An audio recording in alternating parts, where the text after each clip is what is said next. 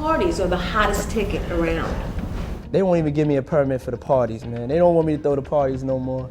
But we ain't gonna stop. We gonna keep on having fun, bringing people together from all walks of life. How does a man go from ruling the charts to fighting for his freedom in a silent federal courtroom? Sean Diddy Combs once stood for everything aspirational in hip-hop: money, style, champagne confidence. Today he sits in a stark detention jumpsuit, answering to charges that could bury him in a federal prison for life. Cameras are banned, microphones are banned, but the world is still watching. This is everything you need to know about the trial that could redefine celebrity accountability in America. Federal jury selection began on Monday, May 5th of this year, and the atmosphere outside the Daniel Patrick Moynihan Courthouse felt more like Grammy night than a criminal proceeding. Reporters camped out before dawn to claim 28 public seats. Sketch artists sharpened their pencils, ready to become the only eyes the world will have on this case. No live stream, no instant clips, just graphite renderings and secondhand descriptions of every gasp and objection. Inside, Judge Arun Subramanian presides. Nominated by President Joe Biden and confirmed in 2023, he has a reputation for brisk calendars and zero patience for courtroom theatrics. He warned both legal teams that transcripts will drop nightly at 6 o'clock sharp, that schedules are sacred,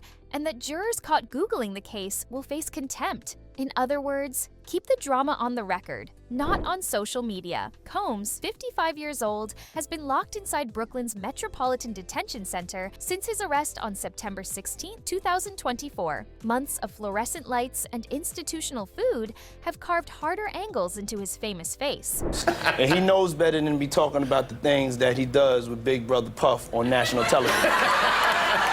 Yet each morning he is allowed to trade khaki jailwear for a tailored sweater and pastel shirt, an attempt perhaps to remind jurors of the mogul he once was. The contrast is stark: designer cashmere draped over shoulders, visibly tightened by 8 months in lockup. What exactly is he charged with? Prosecutors say Combs ran a criminal enterprise for more than 2 decades, a web of assistants, security guards, pilots, and household staff who helped him recruit, transport, and intimidate victims for what court papers call elaborate sex performances. In legal terms, that translates to 5 felony counts: racketeering conspiracy under RICO, maximum life in prison; sex trafficking by force, fraud, or coercion, minimum 15 years, maximum life; a second separate count of sex trafficking, same range; transportation for the purpose of prostitution, up to 10 years; a second transportation count, another potential 10. The indictment also accuses Combs of using employees to scout and silence victims, to supply drugs, and to record so-called freak-offs that mixed paid sex workers with unwilling participants. Federal agents raided his Los Angeles and Miami properties last March,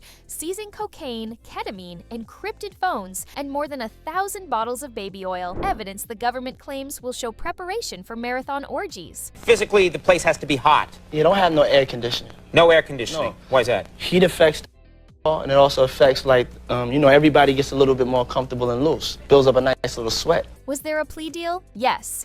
At a pretrial hearing in late April, the defense admitted they were offered an undisclosed agreement, and they turned it down. Sources whisper the deal was roughly 18 to 25 years with asset forfeiture. Combs refused, betting on acquittal. His team insists the relationships at issue were consensual, that multiple partners and paid escorts were part of a swinger lifestyle, and that prosecutors are criminalizing unconventional sex between consenting adults. Who will testify? The witness list is a minefield. Federal filings confirm 4 accusers. 3 will remain anonymous. 1 will speak under her real name, Cassie Ventura, Combs' former girlfriend and R&B protege. According to prosecutors, she plans to describe drug-fueled nights, forced encounters with male sex workers, and a 2016 episode in a Los Angeles hotel that ended with her sprinting down a hallway and Combs giving chase. That pursuit, caught on security video and partially aired by CNN, will play for jurors unless the defense succeeds in suppressing it. Combs' lawyers call the footage doctored and misleading. Judge Subramanian has already ruled it admissible, but its exact form, full length or edited,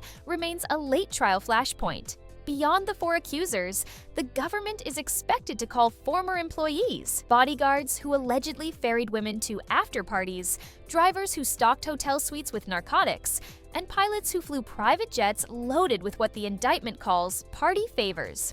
You're gonna hear about my party, they're gonna be shutting them down, they're gonna probably be arresting me, doing all types of crazy things just because we wanna have a good time.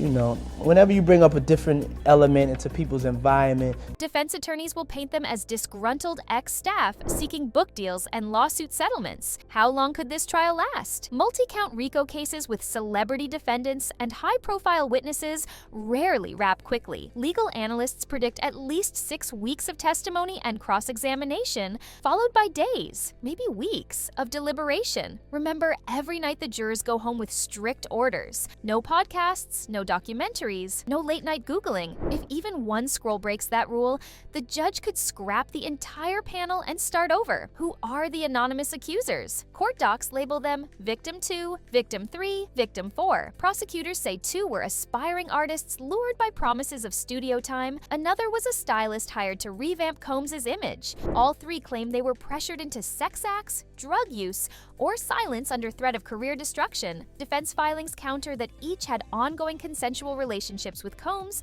or his associates, describing them as long-term girlfriends who enjoyed a lavish lifestyle and only cried coercion when the money stopped. What evidence will jurors actually see? The hallway video, if uncut, shows Cassie barefoot, Combs wearing only a towel, then a sudden kick and a dragging motion. Metadata from encrypted messages, scheduling freak-offs at mansions, hotels, and yachts. Flight manifests proving accusers were flown cross-country on Combs-chartered planes. Seized storage drives allegedly containing hours of recorded encounters. Medical reports detailing injuries victims say they suffered during forced acts. A long paper trail of non-disclosure agreements, some paired with 6-figure wire transfers. Defense counsel will hammer inconsistencies, claim videos are consensual adult content, and call expert witnesses to dispute authenticity. He's having 48 hours with Diddy, him and his boy. They're having the times of their lives. They'll argue large cash payments are routine in the music business, not hush money. What does Combs himself say? From behind bars, he released a statement branding every allegation outrageous lies. In court, his lead lawyer, Mark Agnifilo, told the judge, "My client believes multiple partners and explicit role play are common in 2025. He believes he's innocent. I believe he's innocent. And we're going to fight this case with all of our might until we don't have to fight any longer." Consent is not a crime. Another attorney, Brian Steele, called the prosecution racist for criminalizing conduct that would never be charged against a white tech billionaire. To date, Combs has shown no sign of taking the stand. If he does, cross-examination would be brutal. Every lyric, every NDA, every party photo could become fair game. What happens if he's convicted? On racketeering alone, a life sentence is on the table. Each sex trafficking count carries a mandatory minimum 15 years. Transportation for prostitution adds up to 10 more. Even a partial guilty verdict could lock him away for decades and strip him of the entire bad boy catalog, his Ciroc vodka partnership, the De Leon tequila stake, and real estate holdings stretching from Beverly Hills to the Bahamas. Civil lawyers are already lining up. Over 120 lawsuits await, ready to seize whatever assets remain. Why does this trial matter beyond one man? Because, like the Weinstein and Epstein cases before it, the Combs prosecution challenges a culture that rewarded power unchecked. For 30 years, Diddy represented success. Luxury clothes, private jets, VIP rooms. Now jurors must decide whether that glitter hit a criminal machine. If they convict, the verdict signals that no amount of money or influence can insulate a brand from accountability. If they acquit, questions will rise about investigative overreach and the blurred line between flamboyant lifestyle and felony crime. So keep your eyes on the sketch pads and handwritten notes. Every pencil stroke and reporter tweet will bring us closer to answers. Did excess become exploitation? Did charisma cloak coercion? Or did federal prosecutors overplay a headline narrative in search of the next marquee conviction? As the weeks unfold, we'll break down each witness bombshell, each evidentiary ruling, each gasp from the gallery. Subscribe, stay alert, and be ready, because the next courtroom door could open on testimony that rewrites everything you thought you knew about Sean Diddy Combs and the system that sustained him.